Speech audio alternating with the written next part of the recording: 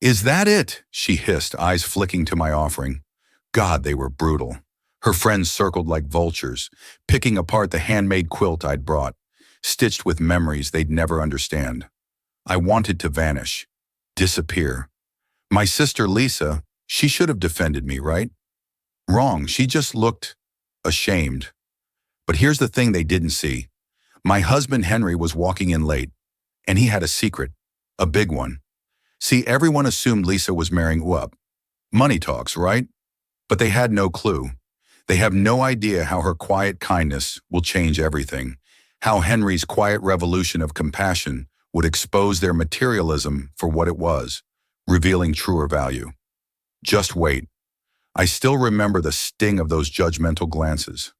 The way my sister Lisa's friends huddled together, champagne flutes in hand, eyeing my carefully wrapped package with thinly veiled disdain. I had spent weeks pouring my heart into that quilt, stitching memories into every panel, only to feel smaller than a speck of dust beneath their designer heels. My name is Jean, and I've always been the simple one, the sister who chose a life away from spotlights and status symbols. When Lisa moved to the city and married into wealth, I stayed behind, finding beauty in the ordinary.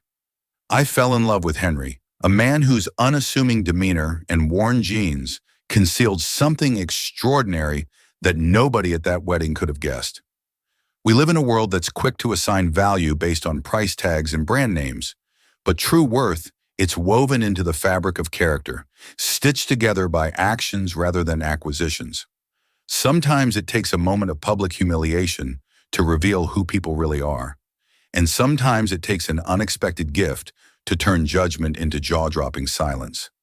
That day at my sister's wedding changed everything, not just for me, but for every person in that banquet hall. It stripped away pretense and forced everyone to confront the ugliness of materialism. More importantly, it taught my sister a lesson about love that no amount of money could buy. Have you ever offered something genuine only to be mocked for its simplicity? Have you stood in a room full of people who measured your worth by your wallet rather than your heart? If you've ever felt the cold shoulder of judgment for being authentic in a world obsessed with appearances, then this story might feel familiar. Before I tell you what happened when my husband walked into that reception hall, take a moment to subscribe, because this journey from humiliation to vindication isn't just my story. It's for anyone who's ever been made to feel they weren't enough. And trust me, what happened next is something you won't want to miss. Growing up, Lisa and I shared a bedroom with faded wallpaper and a window that looked out onto fields of wildflowers. We weren't poor, just comfortably middle class in a town where nobody had much reason to show off. We'd spend summers catching fireflies in mason jars and winters building snowmen with mismatched scarves. Back then, Lisa was my best friend, the one who'd hold my hand when we crossed the creek behind our house, the one who knew all my secrets. Our parents taught us that value wasn't found in things, but in moments. Mom would say, "Girls, the best things in life can't be bought," while Dad nodded along, his callous hands testament to the honest work he believed in. We grew up rich in the ways that mattered, loved, secure, and content with what we had. But people change. When Lisa left for college in the city, something shifted. Each time she came home, she seemed less like the sister I knew, and more like someone trying to escape our small-town roots. Her clothes got fancier, her accent slightly altered, her stories filled with names of restaurants I couldn't pronounce and places I'd never been. Meanwhile, I stayed close to home, studying education at the local college. That's where I met Henry. He was different, quiet, thoughtful, with kind eyes that crinkled when he smiled. On our first date, we sat by the lake, skipping stones, talking until the stars came out. He wore a faded t-shirt with a small hole near the collar, and I remember thinking how comfortable he seemed in his own skin. What I didn't know then was that Henry's simple appearance masked an extraordinary mind for business. He had built a tech company from his dorm room, sold it, and started another, but you'd never know it by looking at him. Money should be a tool, not a personality trait, he'd tell me, and I fell in love with his values as much as his gentle soul. When Lisa met Richard at a charity gala, their whirlwind romance became fodder for local gossip. He came from old money with a family name on buildings downtown. Suddenly, my sister was part of a world where worth was measured in square footage and vacation destinations. Our phone calls grew shorter, her visits home rarer. The gap between our lives widened into a chasm I wasn't sure how to cross. The invitation arrived on a Tuesday. Thick cream cardstock embossed with gold lettering announcing Lisa and Richard's wedding at the Grand Wellington Hotel. Inside was a note about their registry at 3 high-end department stores with items starting at prices that made my stomach knot. My first thought wasn't excitement, but dread. What could I possibly give that would meet their expectations? That night, as Henry and I sat on our porch swing, I showed him the invitation. "I want to give her something meaningful," I said, watching fireflies dance in our modest garden. "Something that reminds her of who we were before all this." Henry squeezed my hand. "Then give her that. A piece of your heart, not your wallet." The idea came to me while sorting through old photos, a memory quilt. I dug through attic boxes, finding scraps of fabric from our shared childhood, a piece of the curtains from our bedroom, a square from the dress Lisa wore to her high school graduation, fabric from the tent we camped in during our last summer together. Each piece told a story only she would understand. For 6 weeks, I worked every evening after my teaching job, cutting, arranging, and stitching. My fingers grew calloused, but with every stitch I felt like I was reaching across the divide between us, trying to remind Lisa of the sister she once knew. Henry watched me work with pride, though he warned me gently. People who value things over meaning might not understand this gift. Then he shared disappointing news. He had an unavoidable business meeting overseas and would miss the beginning of the wedding. "I'll try to make it for the reception," he promised, kissing my forehead. As the wedding approached, anxiety tightened around my chest like a vice. I wrapped the quilt in simple white paper tied with a ribbon I'd saved from our grandmother's sewing box. Looking at it next to the glossy packages from the registry, I already knew it would stand out, but not in the way expensive gifts do. It would look exactly what it was, handmade, imperfect, and filled with love. The night before the wedding, I called Lisa.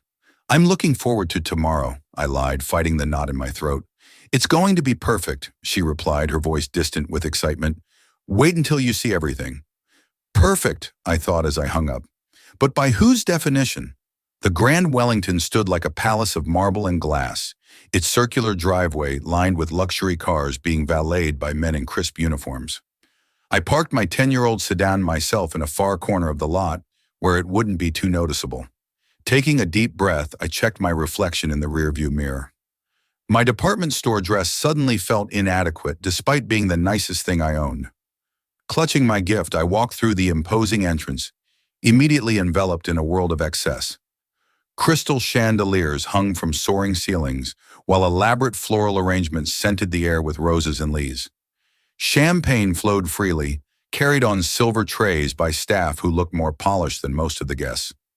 "You must be the sister," said a woman with perfectly coiffed hair, eyes flicking over my outfit before settling on my face, with a smile that didn't reach her eyes. "Lisa has mentioned you. You teach kindergarten, right? How rewarding." Before I could respond, she drifted away to greet someone more important. This scene repeated itself throughout the pre-ceremony reception. Introductions that felt like assessments, conversations that died quickly when people learned I wasn't someone in their world. Lisa's future in-laws, the Andersons, were holding court near the bar. Mrs. Anderson wore diamonds at her throat that caught the light with every movement. When she spotted me, her eyebrows raised slightly. "Jaylene, isn't it? We've heard so little about you." The implication hung in the air. I wasn't worth mentioning. "Congratulations on gaining such a wonderful daughter-in-law," I offered, genuinely meaning it, despite the chill in her response. "Yes, Lisa fits perfectly into our family," she replied, emphasis on perfectly making it clear I wouldn't. The gift table nearly took my breath away. Packages wrapped in designer paper, boxes from jewelers and luxury brands, envelopes likely containing checks with impressive figures. With hesitant hands, I placed my simply wrapped quilt among them. It looked so out of place, like I felt. From across the room, I caught Lisa's eye as she stood surrounded by bridesmaids in matching silk dresses. For a moment, I saw a flicker of my sister. She smiled and waved, But when her gaze fell to the gift I just placed, something shifted in her expression. Was it embarrassment? My heart sank as she quickly turned back to her friends, laughing too loudly at something someone said. I found my seat at a table far from the bridal party next to distant cousins and Richard's colleagues who'd drawn the same social short straw. As I sat alone, I sent Henry a text. "Wish you were here. I feel invisible." His reply came quickly. "You're the most visible person in any room. They just don't have the eyes to see it yet." It happened during the cocktail hour after the ceremony. I was standing alone near a window, watching the sunset paint the sky in colors that reminded me of home when I overheard them. A cluster of Lisa's friends gathered around the gift table. "Oh my God, what is this? Did someone bring their laundry?" One of them lifted my package, the paper crinkling under her manicured fingers. Another joined in. "It feels like fabric. Maybe it's a tablecloth." Their laughter cut through the ambient chatter like glass. "It's from the sister," someone stage whispered, the one who couldn't afford something from the registry. My cheeks burned as I watched one of them snap a photo of my gift with her phone. "Lisa's going to die when she opens this." Karan, wedding fail. I wanted to disappear, to melt into the expensive wallpaper or slip out the service entrance. But then I saw Lisa approach them, curious about their laughter. One of them held up my package, and even from across the room, I could see my sister's face fall. "That's thoughtful of her," Lisa said, but her tone betrayed her. She glanced around nervously, as if worried others might see it. "You should open it now," urged one friend. "Give us all a good laugh before dinner." Lisa hesitated, then shook her head. "No, I'll open it later." But the damage was done. As she walked away, I saw her shoulders tense with embarrassment. A waiter passed with champagne, and I grabbed a glass, downing it too quickly. The alcohol did nothing to dull the humiliation coursing through me. In the bathroom mirror, I saw a woman who didn't belong. Not in this place, not in my sister's new life. Tears threatened, but I blinked them back. I wouldn't give them the satisfaction. When I returned to the reception hall, Lisa's mother-in-law was examining the gift table with the wedding planner. "Perhaps move some of these more presentation challenge items to the back," she suggested, pointing directly at my gift. My phone buzzed. "Henry, landing now. Be there in 30 minutes. Relief washed over me, but doubt followed close behind. Even Henry, with his kind heart and understated presence, would be an outsider here. Maybe we should just leave after dinner, make an excuse about an early flight, take my pied gift, and disappear from this world where appearances mattered more than meaning. As I watched the staff rearranging the gifts, hiding mine behind larger, shinier packages, I realized with a pang that perhaps the distance between Lisa and me wasn't just about miles or lifestyle. It was about values that had diverged beyond reconciliation. The dinner bell chimed, signaling guests to take their seats. I checked my watch anxiously. 20 more minutes until Henry arrived. 20 more minutes of feeling like the family charity case. The reception was in full swing when my phone lit up with Henry's text. "I'm here." Those two words felt like a lifeline thrown into deep water. I excused myself from the table of barely acknowledged acquaintances and headed toward the entrance, needing his reassuring presence more than I'd ever admit. What I saw stopped me in my tracks. Henry stood in the doorway, but not the Henry who left our house in worn jeans and his favorite comfortable sweater. This man wore an impeccably tailored suit that whispered of luxury rather than shouted it.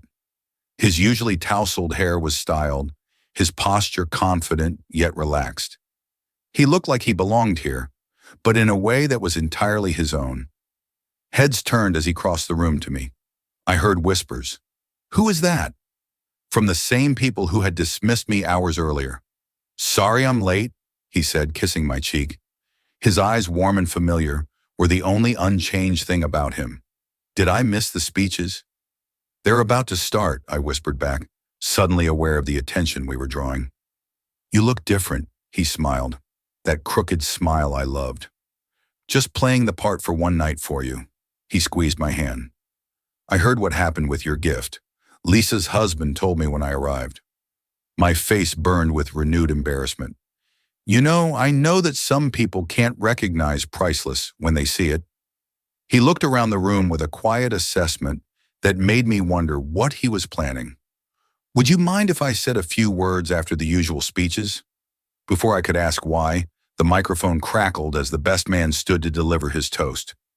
We slipped into our seats, but the mood had shifted. People who hadn't glanced my way all evening were now stealing curious looks at Henry, at us. When the formal speeches concluded, Henry approached Richard, Lisa's husband, and whispered something. Richard looked surprised, then nodded, gesturing toward the microphone. As Henry walked to the front of the room, an expectant hush fell over the crowd. Lisa caught my eye, her expression questioning. I could only offer a small shrug in return. I was as clueless as she was. For those who don't know me, Henry began, his voice carrying effortlessly. I'm Jalen's husband. I'm sorry I missed the ceremony. International business that couldn't wait. He paused, surveying the room with the quiet confidence of someone used to commanding attention when necessary. I understand there's been some interest in gifts today. Before I share why I asked to speak, Henry continued, his voice warm, but carrying a hint of steel beneath. I want to tell you about my wife, Jalen. The room stilled completely, all eyes on him. When I first met her, she taught me what true wealth looks like. It's not in bank accounts or brand names. It's in how you treat people when no one's watching. It's in the time you give, not the money you spend. He gestured toward me, and I felt 100 pairs of eyes turn in my direction. Jalen spent weeks creating a quilt for her sister, not because she couldn't afford something from a store, but because she wanted to give something money can't buy. Memories stitched together with love. Each piece of fabric tells a story only sisters would understand. Lisa's eyes widened, a faint blush coloring her cheeks as understanding dawned. I've been fortunate in business, Henry continued modestly. More fortunate than most know. We choose to live simply, not because we must, but because we've seen how excess can empty rather than fill a life. Murmurs rippled through the crowd. Mrs. Anderson leaned forward, her diamonds catching the light as she whispered urgently to her husband. Lisa, Richard, Henry addressed them directly. I believe the greatest gift isn't what fits in a box or on a registry. It's the foundation on which you build your life together. He reached into his jacket and withdrew an envelope, which is why Jayan and I wanted to give you something to start that foundation properly. With a nod to the event coordinator, the lights dimmed and a projection appeared on the wall behind him. A stunning Mediterranean-style villa overlooking the ocean. Exactly the dream home Lisa had described over Christmas dinner last year. This is Villa Serena on the Costa del Sol, Henry said as gasps echoed around me. The deed is in this envelope, free and clear. Your dream home as described to us, waiting for your first visit as husband and wife. Complete silence fell over the hall. Lisa's hand flew to her mouth, tears streaming down her face. Richard stood frozen, champagne glass halfway to his lips. Because family doesn't measure love in dollars, Henry continued softly. But sometimes it's nice to show that love in ways everyone can understand. He walked over to Lisa and placed the envelope in her trembling hands. Congratulations from both of us. As if breaking from a spell, the room erupted. People stood applauding. Lisa threw her arms around Henry, then broke away to rush toward me, pulling me from my chair into an embrace that felt like the sister I remembered. I'm so sorry, she whispered against my hair. The quilt. I want to see it now. Please. Behind her I could see Richard shaking Henry's hand vigorously, while the Andersons hovered nearby. Their expressions transformed from cool assessment to eager interest. The gift table was quickly abandoned as staff brought forward my humble package at Lisa's insistence. With trembling fingers, she unwrapped it there in front of everyone, gasping as she recognized each fabric square and the memories they held.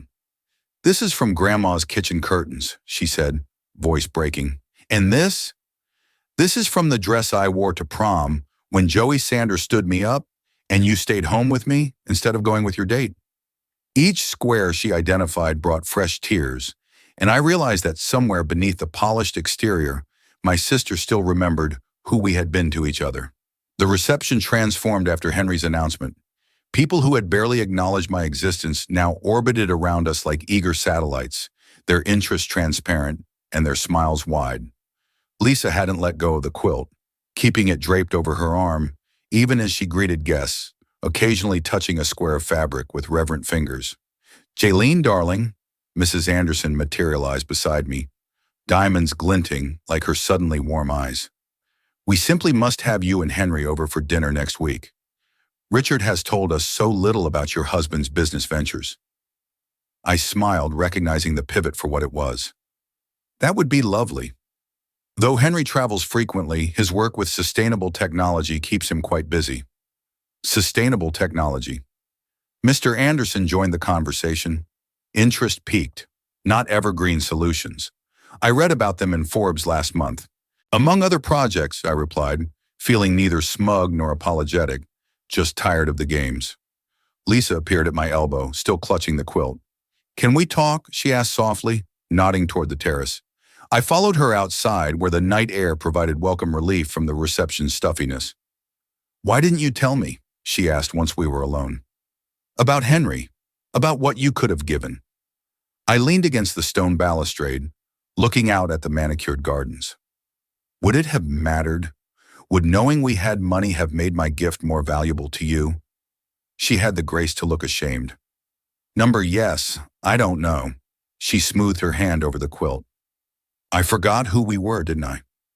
We both changed, I conceded, but I never stopped seeing you as my sister first, not as Richard's wife or the Andersons' daughter-in-law.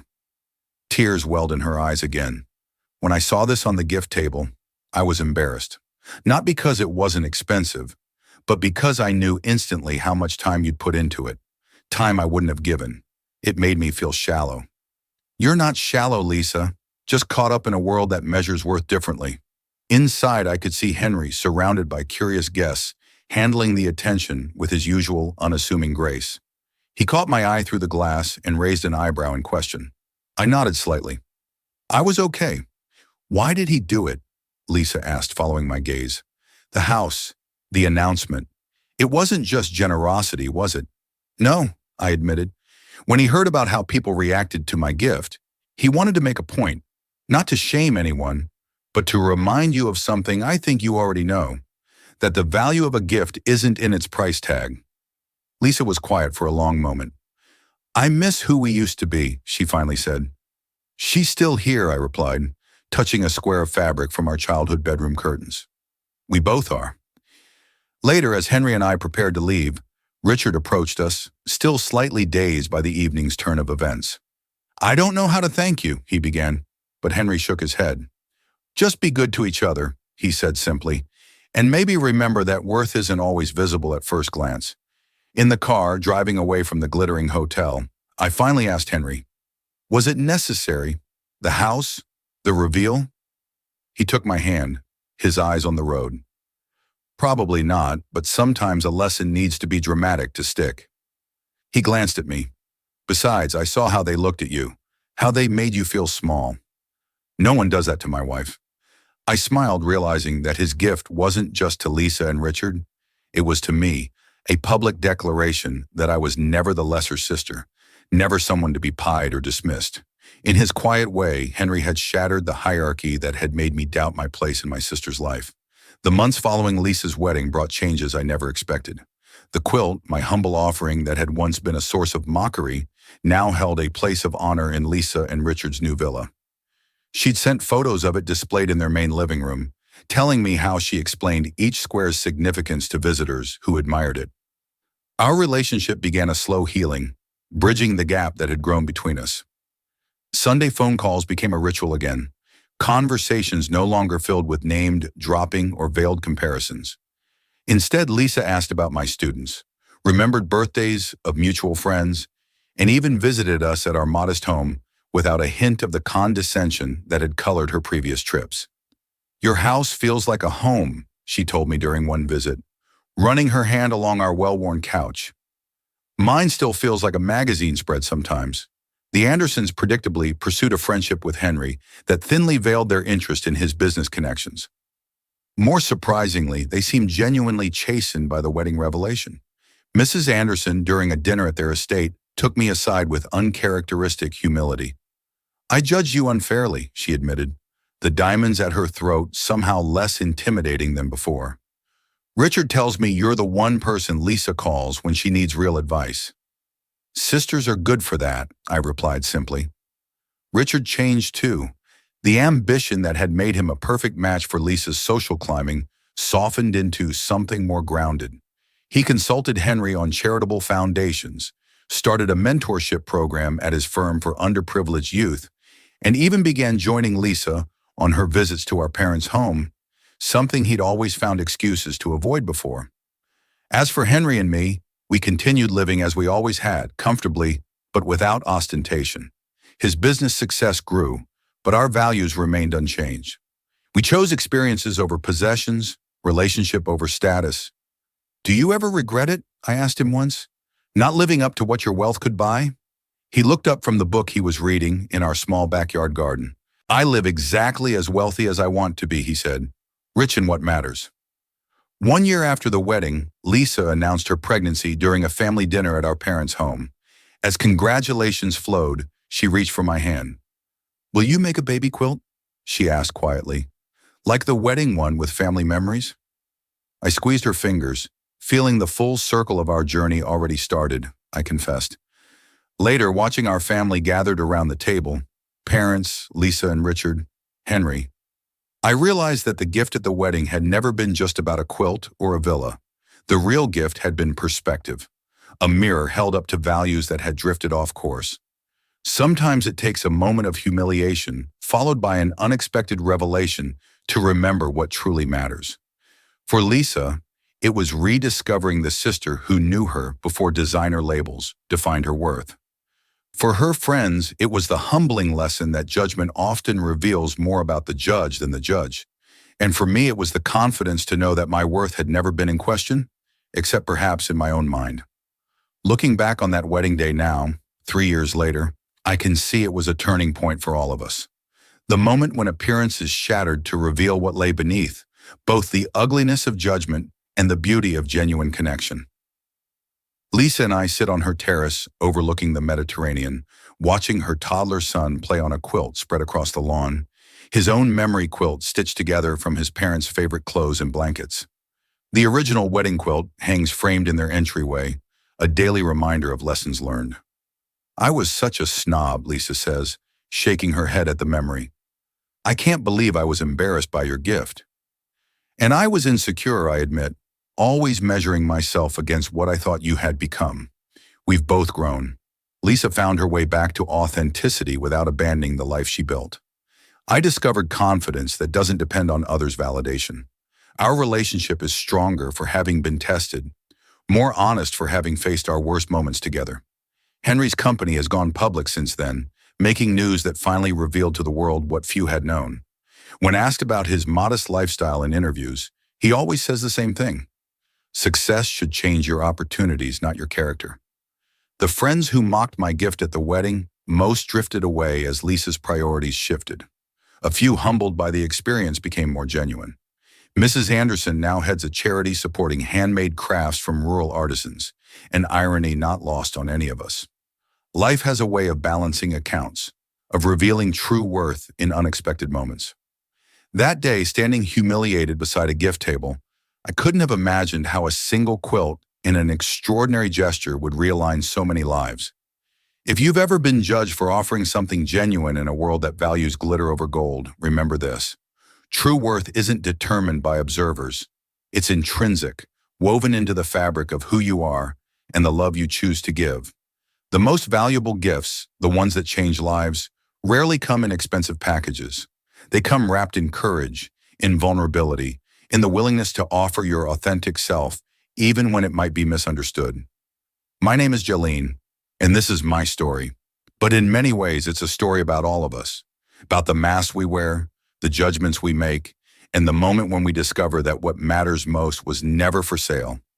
If this story resonated with you, please subscribe to hear more reflections on finding authenticity in a world obsessed with appearances. Share your own experiences in the comments below. When have you been judged unfairly? When has someone's true worth surprised you? Remember, in a world that's quick to assign value based on the surface, the most revolutionary act is to see and be what lies beneath.